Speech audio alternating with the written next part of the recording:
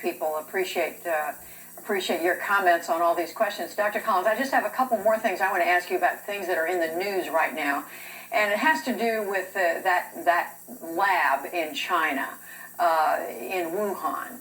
As you know, the emails that have been publicly released recently from Dr. Anthony Fauci indicate conversation between the two of you. My question is, do you think, is it the case that looking back on that time early in the pandemic, this was early in 20, that the possibility that this virus came from that lab was just not taken seriously enough? I think it was a confusing time back then, Judy. First, let me say I do think we need to get answers here. An investigation is very much needed. What was happening, though, back in February and March of 2020, where a number of different theories were being floated. One that was particularly prominent was the idea that this virus was actually engineered intentionally, that it was a product of bioweapon manufacture.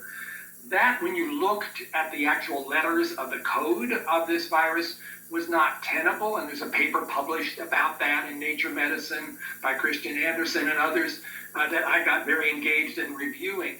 So, unfortunately, that particular conspiracy didn't seem supportable, and so the idea that it was, on the other hand, a lab accident where they were studying this virus, which maybe did occur in nature, but it got loose in the lab, that theory didn't get nearly as much attention, perhaps as it should have. I will tell you, it was always on my mind. I know it was on Tony Fauci's mind, but none of us ran to the microphone to say, we need to worry about the fact this could have been a lab leak.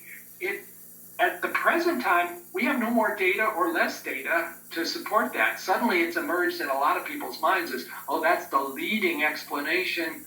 I don't know how to say that. I still think a natural origin is the most likely explanation of how SARS-CoV-2 came to be.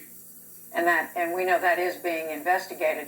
The other question, Dr. Collins, that's come to light, it has to do with funding from the NIH of this, that money, U.S. government money that went toward that lab, and the concern with some of that research may have been toward making the virus more dangerous than it was. How do you satisfy yourself that that didn't happen, or can you? Well, I think I can. And again, I'm glad you asked the question because there is a bit of confusion about this. As the NIH, the largest supporter of medical research in the world, I think it would have been irresponsible for us not to see what we could learn about coronaviruses in China, given the origin of SARS 20 years ago and MERS another decade after that, both of which came from bats in caves in China and clearly were a sign that there might be more trouble ahead. And so we did, through a subcontract, Wuhan Institute of Virology, support the collection of those bat viruses to understand what was there and to try to understand their properties. We never authorized any support of a virus that would infect a human to make it more lethal or more transmissible. That would have been absolutely off limits. The amount of money that went to that particular institute was quite modest.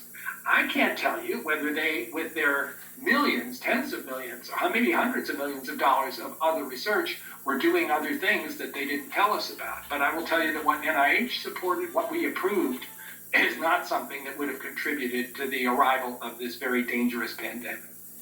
Dr. Francis Collins, Director of the National Institutes of Health, thank you very much.